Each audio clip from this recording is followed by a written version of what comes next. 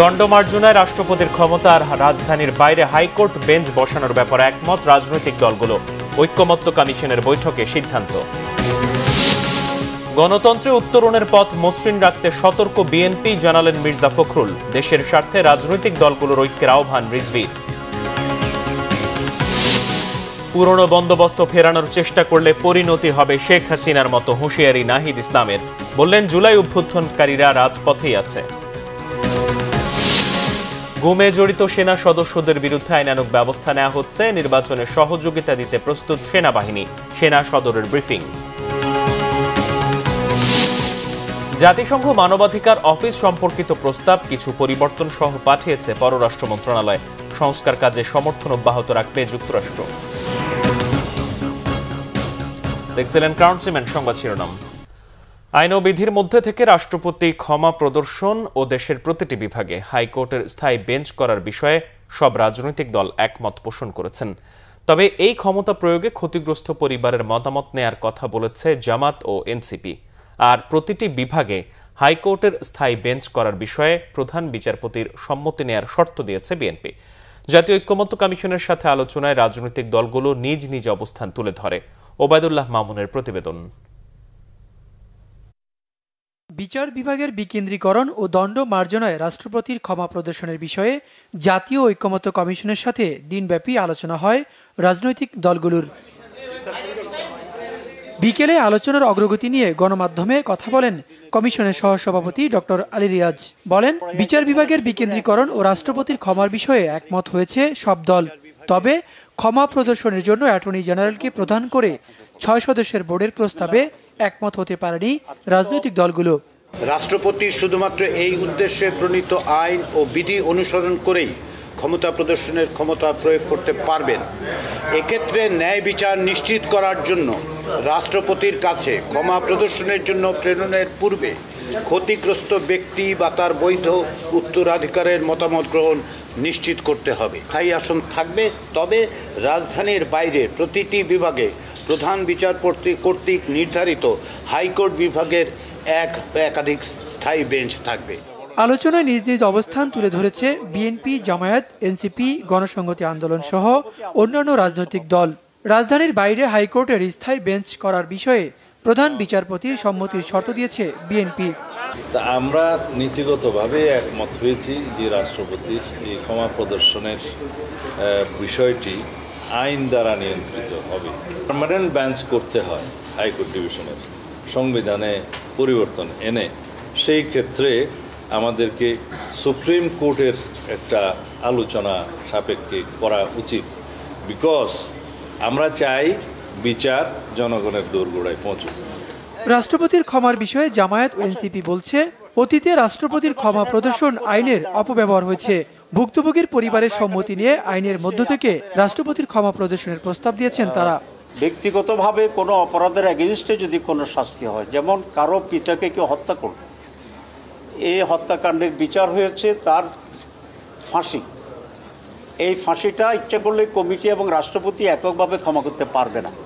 সেখানে আমরা বলেছি যারা ক্ষতিগ্রস্ত পরিবার তাদের এখানে কনসেন্ট লাগবে। বাংলাদেশের প্রত্যেকটা বিভাগীয় শহরে একটি করে হাইকোর্টের স্থায়ী বেঞ্চ স্থাপন করা হবে। আমরা এই প্রস্তাবের সঙ্গে একমত হয়েছি। সংলাপে অংশ নেয়া অন্য দলগুলো বলছে, রাষ্ট্রের ন্যায় বিচার প্রতিষ্ঠায় রাষ্ট্রপতির ক্ষমা প্রদর্শনের গুরুতর বিষয়ে সুনির্দিষ্ট আইন থাকা জরুরি। ওবায়দুল্লাহ মামুন, বাংলা ভিশন, ঢাকা। বিএনপি মহাসচিব মির্জা ফখরুল ইসলাম আলমগীর বলেছেন, জাতীয় নির্বাচনের আগে একতরফাভাবে বিটিআরসি টেলিকম নেটওয়ার্ক ও লাইসেন্সিং পলিসি প্রণয়ন করা ঠিক হবে না। তড়িঘড়ি করে সিদ্ধান্তে উদ্বেগ জানান তিনি। বলেন, গণতন্ত্র উত্তরণের পথ মসৃণ রাখতে সতর্কতার সাথে রাজনৈতিক পরিস্থিতি মোকাবিলা করছে বিএনপি। রিপোর্ট করছেন সিকান্দার রেহমান। বিএনপি চেয়ারপারসন বেগম খালেদা জিয়ার গুলশান কার্যালয়ে জরুরি সংবাদ সম্মেলন করেন দলের মহাসচিব মির্জা ফখরুল ইসলাম আলমগীর। মূলত বাংলাদেশ টেলিযোগাযোগ নিয়ন্ত্রণ কমিশন বিটিআরসির সাম্প্রতিক ড্রাফট টেলিকম নেটওয়ার্ক ও লাইসেন্সিং রিফর্ম পলিসি 2025-এর উদ্যোগের বিষয়ে কথা বলেছেন বিএনপি মহাসচিব। এই পলিসিতে গুরুতর সমস্যা রয়েছে বলে মনে করে বিএনপি। এই ধরনের জাতীয় পর্যায়ের টেলিকম নীতি প্রণয়ন অবশ্যই সতর্কতা, স্বচ্ছতা ও অংশগ্রহণ নিশ্চিত করে নিতে হবে। সামনে জাতীয় নির্বাচন থাকায় তাড়াহুড়ো করে সিদ্ধান্ত নেওয়া উচিত হবে না। বিএনপি বিশ্বাস করে সবার জন্য উপকার বয়ে আনে এমন নীতি গ্রহণযোগ্য। আমাদের as a responsible political party আমরা আমাদের দায়িত্ববোধ থেকে আমরা এই জিনিসটা জনগণের সামনে আপনাদের মাধ্যমে তুলে ধরলাম। Now it is the responsibility of the government, interim government, যে তারা কিভাবে এটাকে নিচ্ছে। বিএনপি মহাসচিব বলেন, নির্বাচনের আগে অন্তর্বর্তী সরকারের বিতর্কিত কোনো সিদ্ধান্ত নেওয়া উচিত হবে না। যে আমরা অত্যন্ত সতর্কতার সঙ্গে আমরা বর্তমান যে রাজনৈতিক পরিস্থিতি, গণতন্ত্র উত্তরণের যে পথ, সেই পথকে মসৃণ রাখা এবং আমরা যে লক্ষ্যে এতগুলো প্রাণ গেছে, সেই প্রাণের বিনিময়ে আমরা যেন সুস্থ সুন্দরভাবে যেতে পারি, সেই পথেই আমরা হাঁটছি। যে কারণে আমরা কোনো রকমের এমন কোনো আপনার বিষয় অবতারণা করতে চাই না যেটা বিরোধিতা বা একটা সংঘাতমূলক বক্তব্য আসতে পারে। এদিকে কলাবাগান থানা বিএনপির সদস্য সংগ্রহ ও নবায়ন কার্যক্রমের উদ্বোধন করে বিএনপি নেতারা জানান, অবাধ, সুষ্ঠু ও গ্রহণযোগ্য নির্বাচন চান তারা। নতুন কোনো পদ্ধতির কথা বলে নির্বাচন নিয়ে টালবাহানা করা ঠিক হবে না বলেও মন্তব্য করেন বিএনপি নেতারা। সিকান্দার রেমান, বাংলাভিশন, ঢাকা। বিএনপির সিনিয়র যুগ্ম মহাসচিব রুহুল কবির রিজভী বলেছেন, গণতান্ত্রিক শক্তির ঐক্যের দরকার। দেশের বৃহৎ স্বার্থে রাজনৈতিক দলগুলোকে এক কাতারে আসতে হবে। বৃহস্পতিবার সকালে রংপুর জেলা বিএনপির দলীয় কার্যালয়ে ডক্টরস অ্যাসোসিয়েশন অব বাংলাদেশ ড্যাবের স্বেচ্ছায় রক্তদান কর্মসূচি উদ্বোধন শেষে তিনি কথা বলেন। এ সময় জাতীয় সংসদ নির্বাচন নিয়ে রিজভী বলেন, সংখ্যানুপাতিক পদ্ধতি নয়, গণতান্ত্রিক পদ্ধতিতে সুষ্ঠু নির্বাচন করতে হবে, তবেই সাধারণ মানুষ তার অধিকার আদায় করতে পারবেন। আর তা না হলে এলাকায় কোনো মানুষ নেতা হতে পারবেন না। আনুপাতিক ভোটে দলকে ভোট দেবে, দল বেছে বেছে লোক ঘোষণা করবে, এতে স্বৈরশাসনের দিকে যাবে দেশ, এমন আশঙ্কা বিএনপির নেতার। ২৪-এর গণ অভ্যুত্থান যারা করেছে এখনও রাজপথে আছে। যদি কেউ মনে করে আবারও পুরনো বন্দোবস্ত ও দখলদারিত্বের রাজনীতি ফিরিয়ে আনবে, তাদের পরিণতিও স্বৈরাচার হাসিনার মতো হবে, এমন হুঁশিয়ারি দিয়েছেন জাতীয় নাগরিক পার্টির আহ্বায়ক নাহিদ ইসলাম। নীলফামারীর চৌরঙ্গী মোড়ে বৃহস্পতিবার পথসভায় এই হুঁশিয়ারি দেন তিনি। বলেন, আওয়ামী দোসররা দেশের আনাচে কানাচে আছে, এদের বিচারের আওতায় আনার দাবি তার। এতে সভাপতিত্ব করেন এনসিপির নীলফামারীর আহ্বায়ক আব্দুল মজিদ। এ সময় তার সফর সঙ্গী ছিলেন দলের উত্তরাঞ্চলীয় মুখ্য সংগঠক সার্জিস আলম, দক্ষিণাঞ্চলীয় মুখ্য সংগঠক হাসনাত আবদুল্লাহ সহ আরো অনেকে। বুধবার রংপুরে জুলাই অভ্যুত্থানের প্রথম শহীদ আবু সাইদের কবর জিয়ারতের মাধ্যমে কর্মসূচির সূচনা করে এনসিপি। গণঅভ্যুত্থানের পরে আবারও আগের সিস্টেমে, আবারও আগের পুরনো যে নিয়ম কানুন, পুরনো কালচার, সংস্কৃতি আমরা দেখছি, সেই সংস্কৃতিতে ফেরত যাওয়ার একটা চেষ্টা হচ্ছে। আমরা হুঁশিয়ারি দিতে চাই, ২৪-এর গণঅভ্যুত্থান যারা করেছে তারা কিন্তু এখনো জাগ্রত আছে, এখনো রাজপথে আছে। ফলে যদি কেউ মনে করে আবার পুরনো বন্দোবস্ত, পুরনো দখলদারিত্ব, পুরনো সন্ত্রাসের রাজনীতি আবার ফেরত আনবে, তাদের পরিণতিও কিন্তু স্বৈরাচার হাসিনার মতোই হবে। শেখ হাসিনা এবং তাদের দোসর যারা বাংলাদেশের প্রতিটি এলাকায় এখনো লুকায় আছে, তাদেরকে বিচারের আওতায় অবশ্যই আনতে হবে। জুলাই বিপ্লবে রংপুরের বেগম রোকেয়া বিশ্ববিদ্যালয় শিক্ষার্থীরা রেখেছেন সাহসিকতার অনন্য নজির। শেখ হাসিনার স্বৈরাচারী শাসনের বিরুদ্ধে গণ আন্দোলনের সূচনা থেকেই এই ক্যাম্পাস প্রতিবাদে উত্তাল ছিল, পরিণত হয়েছিল আন্দোলনের কেন্দ্রে। রংপুর থেকে জুয়েল আহমেদের রিপোর্ট। তারুণ্যের তেজদীপ্ত সাহসে ফুঁসে উঠেছিল উত্তরের রাজপথ। স্বৈরাচারী সরকারের অনুগত পুলিশ বাহিনীর গুলির মুখেও শিক্ষার্থীরা পিছু হাঁটেনি। হাসিনা সরকারের পতনের পর বিশ্ববিদ্যালয়ের প্রশাসনও নেয় দৃঢ় অবস্থান। আওয়ামী ছাত্র সংগঠনের দোসর ও ক্যাম্পাসে দমন পীড়নের হোতাদের শনাক্ত করে বহিষ্কার করা হয়। গঠিত হয় তদন্ত কমিটি। যখন আমরা একসাথে স্লোগান দিচ্ছি, তুমি কে আমি কে, রাজাকার রাজাকার, তখন ছাত্রলীগের গুটি কয়েক ছাত্র, ধরেন হলে কতজন ছিল সে সময়, 200 থেকে 250 ছাত্র, তারা তখন একপাক্ষিকভাবে স্লোগান দিচ্ছিল, তুমি কে আমি কে, বাঙালি বাঙালি। তো এখানে দেখেন, আমরা আমাদের অধিকার নিয়ে আমরা নামছি। আমরা যখন মশাল মিছিল নিয়ে ক্যাম্পাসে ঢুকি, যে আমাদের যে লাইব্রেরি মোড়টায় আছে, সেই লাইব্রেরি মোড়টা সকল শিক্ষার্থীর অবস্থান নেই এই পাশটাই রাস্তার, আর রাস্তার ওই পাশটাই মোড়ের ওইখানে হচ্ছে ছাত্রলীগ যারা ছিল, ছাত্রলীগ সবাই হচ্ছে লাঠি সোটা সহ হচ্ছে অবস্থান নেয়। নতুন বাংলাদেশ আমরা পেলাম, বৈষম্যহীন বাংলাদেশ আমরা প্রত্যাশা করছি। নতুন প্রশাসন পেলাম, বিশ্ববিদ্যালয়ের আমাদের ভিসিও পরিবর্তন হইল, কিন্তু যে আসামিরা যারা ছিল তারা এখনও ধরাছোঁয়ার বাইরে, তাদেরকে এখনও গ্রেপ্তার করা হচ্ছে না। আমাদের স্বাধীনতা খর্ব হয়েছিল, আমরা আশা করব এই ধরনের পরিস্থিতির আর পুনরাবৃত্তি হবে না এবং আমরা ফ্যাসিস্ট মুক্ত ক্যাম্পাস চাচ্ছি। সাধারণ শিক্ষার্থীরা চাওয়া পাওয়া আবু সাইদ ভাইয়ের নামে কিছু দৃশ্যমান কিছু কাজ হোক এবার বেগম রোকেয়া বিশ্ববিদ্যালয়ে। বিশ্ববিদ্যালয়ের উপাচার্য জানান, গণতন্ত্র রক্ষায় আহত ও শহীদদের কাছে কর্তৃপক্ষ দায়বদ্ধ। আবু সাইদের থিমটাকে আমরা বাস্তবায়ন করতে চাচ্ছি। এই বিশ্ববিদ্যালয়ে আর কোনো অন্যায় ঘটনা যাতে না ঘটে, বৈষম্য যাতে না ঘটে, সেটার জন্য আমরা বদ্ধপরিকর। সেই জন্য সকলেই সম্মিলিত প্রচেষ্টায় আমরা কিন্তু এই বিষয়টা আমরা করতে যাচ্ছি। দ্বিতীয়ত হলো এই যে কাজটা করেছেন, কেউ অন্যায় কাজটা করেছেন, অন্যায় কাজটা করার একমাত্র ছিল বিগত সরকার, যাকে ফেসিস্ট সরকার হিসেবে সারা বাংলাদেশের নাম দেওয়া হয়। সেই ফেসিস্ট আর যাতে বিশ্ববিদ্যালয়ের মাটিতে না ঘটে, আমরা সকলের নিকট এই বার্তাটা দিয়েছি। ফ্যাসিস্ট বিরোধী গণ অভ্যুত্থান দমাতে আওয়ামী লীগের হয়ে অবস্থান নেয়া 2 শিক্ষক, 7 কর্মকর্তা কর্মচারী সহ 71 জনের বিরুদ্ধে প্রশাসনিক ও আইনানুগ ব্যবস্থা নেওয়া হয়েছে। জুয়েল আহমেদ, বাংলা ভিশন, রংপুর। জুলাই আগস্টের গণ অভ্যুত্থানে গত 5 আগস্ট রাজধানীর চানখারপুলে গুলি করে আনাস সহ 6 জনকে হত্যার ঘটনায় মানবতা বিরোধী অপরাধের মামলার অভিযোগ গঠনের শুনানি শেষ। আদেশ 14 জুলাই। বিচারপতি মোহাম্মদ গোলাম মর্তুজা মজুমদারের নেতৃত্বাধীন আন্তর্জাতিক অপরাধ ট্রাইব্যুনাল 1-এ অভিযোগ গঠন থেকে আসামি পক্ষের করা অব্যাহতির আবেদনের ওপর এই শুনানি হয়। এই মামলায় গ্রেপ্তার হয়ে কারাগারে থাকা 4 আসামি, ইন্সপেক্টর আরশাদ এবং 3 কনস্টেবল মোহাম্মদ সুজন, ইমাজ হোসেন ইমন ও নাসিরুল ইসলামকে সকালে ট্রাইব্যুনালে হাজির করা হয়।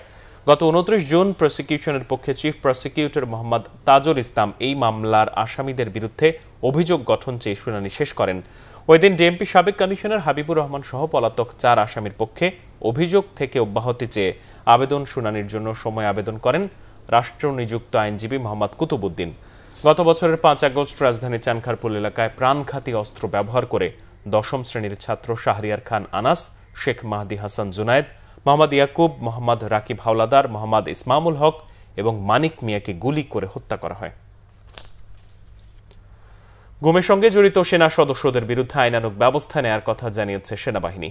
সেনা সদরে এক ব্রিফিংয়ে এমন তথ্য দিয়ে কর্নেল শফিকুল ইসলাম জানান, এ বিষয়ে সর্বোচ্চ সহযোগিতা করা হচ্ছে।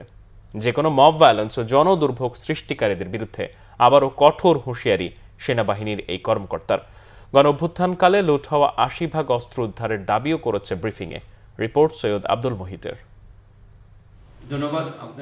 দেশের আইন শৃঙ্খলা পরিস্থিতি ও সমসাময়িক ইস্যুতে ঢাকা সেনানিবাসে সংবাদ সম্মেলন করে সেনা সদর। গেল 14 দিনে 26টি অবৈধ অস্ত্র উদ্ধার এবং বিভিন্ন অপরাধের সাথে জড়িত 562 জনকে গ্রেপ্তারের কথা জানানো হয় ব্রিফিংয়ে। সেনা সদরের military operations directorate colonel staff colonel Shafiqul Islam জানান, মব তৈরি করে উত্তরায় সাবেক সিইসি নুরুল হুদাকে হেনস্থার পর দ্রুত ব্যবস্থা নিয়েছে সেনাবাহিনী। জানান, গুমে কোনো সেনা সদস্যের জড়িত থাকার প্রমাণ মিললে ব্যবস্থা নেওয়া হবে। বাংলাদেশ সেনাবাহিনীর বিভিন্ন সদস্য ডেপুটেশনে যেসব সংস্থায় থাকে, সেই সংস্থাগুলো আমাদের সেনাবাহিনীর নিয়ন্ত্রণাধীন নয় এবং কিছু কিছু সেনা সদস্য যারা ডেপুটেশনে ছিল তাদের বিরুদ্ধে গুমের সাথে অভিযোগ এসছে এবং তাদের তদন্ত চলমান রয়েছে এবং তাদের এই তদন্তে যদি গুমের সংশ্লিষ্টতা প্রমাণ পায় তাহলে অবশ্যই সেনাবাহিনী, বাংলাদেশ সেনাবাহিনী তাদের বিরুদ্ধে যথাযথ আইনানুগ ব্যবস্থা গ্রহণ করবে। যে কোনো মব ভায়োলেন্স বিরুদ্ধে আমরা সোচ্চার আছি। আপনি পটিয়ার ঘটনার কথা বলছেন, সেনাবাহিনী দ্রুত পরিস্থিতি নিয়ন্ত্রণে নিয়ে এসছে। তিনি জানান, নির্বাচনের বিষয়ে এখনো কোনো নির্দেশনা পাননি তারা। লুট হওয়া অস্ত্র উদ্ধার নিয়েও তথ্য দিয়েছেন তিনি। এখন পর্যন্ত 80% অস্ত্র এবং অ্যামিউনিশন আমরা উদ্ধার করতে সক্ষম হয়েছি। বাকি যে 20% আছে আমরা চেষ্টা করে যাচ্ছি যে এইগুলো যেন নির্বাচনের পূর্বে যতদূর সম্ভব আমরা এগুলো উদ্ধার করতে পারি, যাতে একটি সুষ্ঠু অবাধ নির্বাচন সংগঠনে এটি সহায়তা করে। পার্বত্য চট্টগ্রামের সন্ত্রাসী গোষ্ঠী কেএনএফ-এর বিরুদ্ধে চলমান অভিযান নিয়েও মন্তব্য করেন কর্নেল শফিকুল ইসলাম। কেএনএফ সদস্য গুলিবিদ্ধ হয়ে নিহত হয়েছে এবং এছাড়াও 3টি এসএমজি, একটি চাইনিজ রাইফেল এবং 364 রাউন্ড অ্যামুনিশন পাওয়া গিয়েছে। সাথে আরও কিছু সামরিক সরঞ্জামাদি এবং নথিপত্র আমরা উদ্ধার করতে সক্ষম হয়েছি। এটা অবশ্যই একটি বড় একটি প্রভাব ফেলবে এবং আমরা একটা বড় আভিযানিক সাফল্য বলে মনে করছি। সৈয়দ আব্দুল মুহিত, বাংলা ভিশন, ঢাকা। পররাষ্ট্র উপদেষ্টা তৌহিদ হোসেন বলেছেন, ঢাকায় জাতিসংঘ মানবাধিকার কমিশনের অফিস স্থাপনের খসড়া প্রস্তাব কিছু পরিবর্তন সহ পাঠিয়েছে পররাষ্ট্র মন্ত্রণালয়। জাতিসংঘ তা গ্রহণ করলে মানবাধিকার কার্যালয় স্থাপনের বিষয়ে সমঝোতা চূড়ান্ত হবে বলে জানান তিনি। মার্কিন পররাষ্ট্রমন্ত্রী মার্কো রুবিওর সাথে প্রধান উপদেষ্টার ফোনালাপে যত দ্রুত সম্ভব নির্বাচন অনুষ্ঠানের বিষয়ে আলোচনা হয়েছে। রিপোর্ট করছেন ইমরুল কায়েস। পররাষ্ট্র উপদেষ্টা তৌহিদ হোসেন বলেছেন, ঢাকায় জাতিসংঘ মানবাধিকার কার্যালয়ের অফিস স্থাপনের বিষয়ে খসড়া নিয়ে দুপক্ষের আলোচনা চলছে। জানান, খসড়ায় ঢাকার দেওয়া পরামর্শগুলো গ্রহণ করলে সমঝোতা চূড়ান্ত হবে। পররাষ্ট্র মন্ত্রণালয়ে সাংবাদিকদের এসব কথা বলেন তিনি। সেটাকে আমরা মডিফাই করেছি, তারা আবার কিছু মডিফিকেশন বলেছে। তারপরে কাছাকাছি যাওয়ার পরে আমরা তখন এটাকে অন্যান্য যে প্রসেসিং আছে সেই প্রসেসিংয়ে ফেলেছি। সেই পর্যায়ে এখন আমাদের কিছু পরিবর্তন আছে, তাদের দেয়া যে ড্রাফট এবং যেটা অনেকটাই আমরা এগ্রি করেছিলাম, সেই পরিবর্তনগুলি তারা যদি গ্রহণ করে তাহলে একটু তাড়াতাড়ি হবে। যদি তারা গ্রহণ না করে, তারা যদি আবার বলে যে না এটা পরিবর্তন করুন, আমরা তখন দেখবো যে সেটা পরিবর্তন করা যাবে কিনা। ড্রাফট এখন ওই এন্ডে আছে এখন। সম্প্রতি প্রধান উপদেষ্টা ডক্টর মোহাম্মদ ইউনুস ও মার্কিন পররাষ্ট্রমন্ত্রী মার্কো রুবিওর মধ্যে ফোনালাপে নির্বাচন সহ নানা বিষয়ে আলোচনা হয়েছে বলে জানান পররাষ্ট্র উপদেষ্টা। চমৎকার পরিবেশে কথাবার্তা হয়েছে, আমি সামনে বসা ছিলাম এবং সেখানে যেই সংস্কার কার্যক্রমে তাদের সমর্থনের কথাও বলেছে এবং কথা উঠেছে যে যথাশীঘ্র সম্ভবই নির্বাচন করা হবে। মালয়েশিয়া আটক প্রবাসী বাংলাদেশিদের বিষয়ে দেশটির কাছে বিস্তারিত জানতে চাওয়া হয়েছে বলেও জানান তিনি। ইমরুল কায়েস, বাংলা ভিশন, ঢাকা। জনগণের ভোটে নির্বাচিত হলে বিএনপি ঐতিহ্যবাহী সব স্থাপনা সংরক্ষণে গুরুত্ব দেবে বলে জানিয়েছেন বিএনপি চেয়ারপারসনের পররাষ্ট্র বিষয়ক উপদেষ্টা কমিটির বিশেষ সহকারী ইশরাক হোসেন। পবিত্র আশুরা সামনে রেখে পুরান ঢাকার বকশীবাজারে হোসনি দালান পরিদর্শন করে তিনি কথা বলেন। হোসনি দালান পরিদর্শনের সময় দোয়া মোনাজাত করেন তিনি। ইমামবাড়ার উন্নয়নের জন্য আর্থিক অনুদান দেন। পরে মতবিনিময়ে অংশ নেন তিনি। এ সময় ইশরাক হোসেন বলেন, পুরান ঢাকার ঐতিহ্যবাহী স্থাপনা সংরক্ষণে এখনই পদক্ষেপ নেওয়া দরকার। দলের ভাবমূর্তি উজ্জ্বল হয় এমন কাজ করার আহ্বান জানান কর্মীদের। এ সময় বিএনপির অঙ্গ সংগঠনের নেতাকর্মীরা উপস্থিত ছিলেন। বাংলাদেশ জাতীয়তাবাদী দলের নেতাকর্মীদের সহযোগিতায় আপনারা বড় একটি জমি, যেটি অবৈধ ফ্যাসিবাদী আমলে দখল করে নিয়ে যাওয়া হয়েছিল, সেটিকে আপনারা অবমুক্ত করে উদ্ধার করে আপনারা আবার ফেরত পেয়েছেন। গতকালকে আমাদের দলের ভারপ্রাপ্ত চেয়ারম্যান এই ধরনের নির্দেশনা দিচ্ছেন যে আমাদের এমন কাজ করতে হবে যাতে দলের ভাবমূর্তি উজ্জ্বল হয়। সিটি কর্পোরেশন থেকে এখানে আপনাদের পরিচ্ছন্ন কর্মী নিয়োগ দেওয়া হয়েছিল। এটা অত্যন্ত দুঃখজনক যে এটাকে পরবর্তীকালে সরিয়ে নিয়ে যাওয়া হয়। তো সেই বিষয়ে ভবিষ্যতে আমরা অবশ্যই যা যা পদক্ষেপ নেওয়া দরকার এটিকে সংরক্ষণ করার জন্য এবং আমাদের পরবর্তী প্রজন্ম যাতে এখানে এসে দেখে যেতে পারে এবং এই আপনাদের এই যে অনুষ্ঠান সেটার ধারা যাতে অব্যাহত থাকে সেটার জন্য আমরা পদক্ষেপ নিব। এবার বর্জ্য ব্যবস্থাপনায় অভিজ্ঞতা অর্জনে বিদেশ ভ্রমণের নামে 1 কোটি টাকা লোপাটের অভিযোগ উঠেছে গণপূর্ত অধিদপ্তরের বিরুদ্ধে। অভিযোগ রয়েছে আজিমপুরে সরকারি আবাসন নির্মাণ প্রকল্পে নানা অপ্রাসঙ্গিক ও অপ্রয়োজনীয় ব্যয় খাত দেখিয়ে সরকারি অর্থ লোপাটেরও। নির্দিষ্ট সময়ে কাজ শেষ না হয়ে ব্যয় বেড়েছে বছর বছর। এদিকে সরকারি প্রকল্পে অযাচিত বরাদ্দ বন্ধের তাগিদ টিআইবির। ওবায়দুল্লাহ মামুনের রিপোর্ট। সরকারি কর্মকর্তাদের আবাসনের জন্য 1934 কোটি 50 লাখ টাকা ব্যয়ে রাজধানীর আজিমপুরে নির্মিত হচ্ছে 15টি 20 তলা বিশিষ্ট বহুতল ভবন। 2019 থেকে 2021 সালে কাজ শেষ হওয়ার কথা থাকলেও 2 দফায় মেয়াদ বাড়ানো হয়েছে। সংশোধিত উন্নয়ন প্রকল্পে মেয়াদ বাড়ানোর সাথে সাথে বাড়ানো হয়েছে অর্থ বরাদ্দ। পুরো প্রকল্পে অযাচিত অপ্রয়োজনীয় ব্যয়ের পাশাপাশি অপ্রাসঙ্গিক কিছু খরচ দেখানোর অভিযোগ রয়েছে। বর্জ্য ব্যবস্থাপনার উপর অভিজ্ঞতা অর্জনে বিদেশ ভ্রমণের নামে 1 কোটি টাকা, কর্মকর্তাদের মিটিং বাবদ 20 লাখ টাকা সম্মানী, কর্মকর্তাদের গাড়ির জ্বালানি বাবদ 15 লাখ টাকা বরাদ্দ রাখা হয়েছে, যার পুরোটাই লোপাট হয়েছে বলে অভিযোগ। প্রকল্প সংশ্লিষ্ট কর্মকর্তাদের আগে থেকে গাড়ি থাকলেও এ প্রকল্পে গাড়ি ক্রয় বাবদ বরাদ্দ রাখা হয়েছে 3 কোটি টাকা। কলোনি এলাকায় পুকুর থাকা সত্ত্বেও নতুন করে জলাশয় উন্নয়নের নামে 7.5 কোটি আর বৃষ্টির পানি সংরক্ষণাগার নির্মাণে 6 কোটি টাকা ব্যয় হয়েছে। কোনো ক্ষেত্রে সংশোধিত ডিপিপিতে ব্যয় বাড়ানো হয়েছে স্বাভাবিকের চেয়ে 2 থেকে 3 গুণ। একই সঙ্গে কিছু ক্ষেত্রে কাজের পরিধি কমানো হলেও অর্থ সমন্বয় করা হয়নি বলে অভিযোগ উঠেছে প্রকল্প সংশ্লিষ্টদের বিরুদ্ধে। এ বিষয়ে বক্তব্য চাইলে কথা বলতে রাজি হননি গণপূর্তের প্রধান প্রকৌশলী সহ প্রকল্প সংশ্লিষ্ট কর্মকর্তারা। দেশের উন্নয়ন প্রকল্পে ইউরোপ আমেরিকার চেয়ে প্রায় 3 গুণ বেশি ব্যয় খাত দেখানো হয় বলে জানালেন টিআইবির নির্বাহী পরিচালক। এই যে বিদেশ ভ্রমণ প্রকল্পের সাথে যুক্ত, তার কোনো টেকনিক্যাল বা সায়েন্টিফিক কোনো ভিত্তি অনেক সময় থাকে না। যেটা হয় যে বড় জোর কিছু মানুষকে সুযোগ সুবিধা দেওয়ার জন্য, তাদেরকে ব্যক্তিগত সুবিধা অর্জনের জন্য এই ধরনের সুযোগটা তৈরি করা হয় এবং এটা অত্যন্ত অযৌক্তিকভাবে এবং রাষ্ট্রীয় অর্থ অপচয় করে এই সুযোগটা নেওয়া হয়। একইভাবে প্রকল্প বাস্তবায়নের জন্য গাড়ি অপরিহার্য, কিন্তু গাড়ি কোন কয়টি গাড়ি, কোন মাত্রায়, কোন মাপের গাড়ি, কোন মূল্যের গাড়ি, এই বিষয়গুলো কিন্তু অনেক সময় এক ধরনের জালিয়াতি প্রতারণার মাধ্যমে নির্ধারিত হয়। সরকারি প্রকল্পে অযাচিত ও অপ্রাসঙ্গিক ব্যয় খাত বন্ধের তাগিদ সংস্থাটির। অবকাঠামো উন্নয়নের ক্ষেত্রে যেই প্রতি ইউনিট যে ব্যয় হয় বাংলাদেশে, সেটি আমাদের পার্শ্ববর্তী দেশগুলোর তুলনায় প্রায় কোনো ক্ষেত্রে 10 গুণ 12 গুণ বেশি। এমনকি ইউরোপের দেশের তুলনায়, ইউরোপের অনেক দেশের তুলনায় 3 গুণ বেশি আমাদের প্রকল্প বাস্তবায়নের ব্যয়। এই যে একটা অবস্থা সৃষ্টি হয়েছে, যেটা আমরা অ্যাফোর্ড করতে পারি না। এটা জনগণের অর্থে এটাকে বন্ধ করতে হবে অবশ্যই। ওবায়দুল্লাহ মামুন, বাংলা ভিশন, ঢাকা।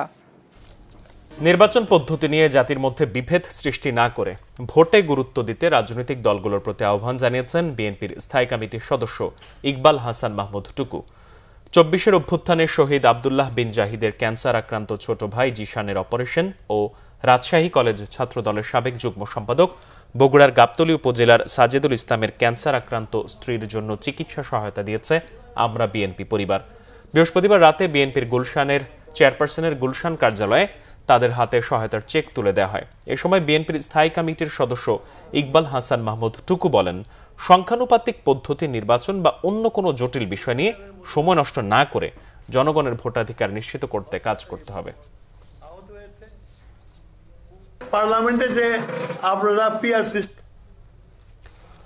আগামী জাতীয় নির্বাচনে জামাতে ইসলাম সর্বশক্তি নিয়ে অংশ নেবে জানিয়েছেন দলটির সেক্রেটারি জেনারেল অধ্যাপক মিয়া গোলাম পারওয়ার। বৃহস্পতিবার কাকরাইলে ডিপ্লোমা ইঞ্জিনিয়ার্স ইনস্টিটিউশনে 19 জুলাই জাতীয় সমাবেশ সফল করার লক্ষ্যে আয়োজিত অনুষ্ঠানে এসব কথা বলেন তিনি। বলেন, জাতীয় নির্বাচনের আগে স্থানীয় নির্বাচন দিয়ে নির্বাচন কমিশনকে প্রমাণ দিতে হবে ভোট অবাধ, সুষ্ঠু, নিরপেক্ষ হবে। জাতীয় সংসদ নির্বাচনের আগে প্রবাসীদের ভোটাধিকার নিশ্চিতের দাবিও জানান জামাতের সেক্রেটারি জেনারেল।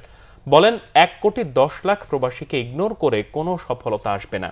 রেমিটেন্স যোদ্ধাদের ভোটের অধিকার না দেয়া হবে নির্মম উপহাস। এতে দেশের অর্থনীতি করুণ পরিণতির দিকে যাবে। চলতি জুলাইয়ের মধ্যে জুলাই সনদ ঘোষণার আহ্বানও জানান তিনি। সেমি কন্ট্রাক্ট বিলিয়ন ডলারের শিল্প হতে পারে বলে জানিয়েছেন বিডার নির্বাহী চেয়ারম্যান ডক্টর আশিক চৌধুরী। তবে সেজন্য দরকার প্রশিক্ষিত কর্মী ও সরকারের বিনিয়োগ বান্ধব নীতি প্রণয়ন। ফরেন সার্ভিস একাডেমিতে এক সংবাদ সম্মেলনে তিনি বলেন, সেমি কন্ট্রাক্ট শিল্প বিশ্বব্যাপী $600 বিলিয়ন বাণিজ্য। তবে এই খাত থেকে মাত্র $6 মিলিয়ন পায় বাংলাদেশ। তিনি বলেন, দেশের মেধাবী তরুণরা বিদেশে গিয়ে এই শিল্পে কাজ করেন। সরকার উদ্যোগ নিলে দেশেই এমন সম্ভাবনাময় শিল্প প্রতিষ্ঠা করা সম্ভব।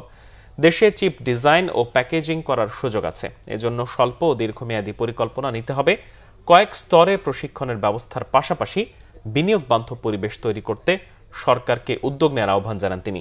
বলেন, সক্ষমতা বাড়লে $কয়েকশো মিলিয়ন বিনিয়োগ আসবে। এই শিল্পে সহায়তা করতে গঠিত জাতীয় সেমি কন্ট্রাক্ট টাস্ক ফোর্স প্রধান উপদেষ্টার কাছে 23টি সুপারিশ হস্তান্তর করেছে বলেও জানান বিডার নির্বাহী। সংবাদ শেষ করব ক্রাউন সিমেন্ট শিরোনামগুলো আরও একবার জানিয়ে। দণ্ডমার্জনায় রাষ্ট্রপতির ক্ষমতা আর রাজধানীর বাইরে হাইকোর্ট বেঞ্চ বসানোর ব্যাপারে একমত রাজনৈতিক দলগুলো। ঐক্যমত্য কমিশনের বৈঠকে সিদ্ধান্ত। গণতন্ত্রে উত্তরণের পথ মসৃণ রাখতে সতর্ক বিএনপি, জানালেন মির্জা ফখরুল। দেশের স্বার্থে রাজনৈতিক দলগুলোর ঐক্যের আহ্বান রিজভীর। পুরনো বন্দোবস্ত ফেরানোর চেষ্টা করলে পরিণতি হবে শেখ হাসিনার মতো, হুঁশিয়ারি নাহিদ ইসলামের। বললেন, জুলাই অভ্যুত্থানকারীরা রাজপথেই আছে। গুমে জড়িত সেনা সদস্যদের বিরুদ্ধে আইনানুগ ব্যবস্থা নেওয়া হচ্ছে। নির্বাচনে সহযোগিতা দিতে প্রস্তুত সেনাবাহিনী। সেনা সদরের ব্রিফিং।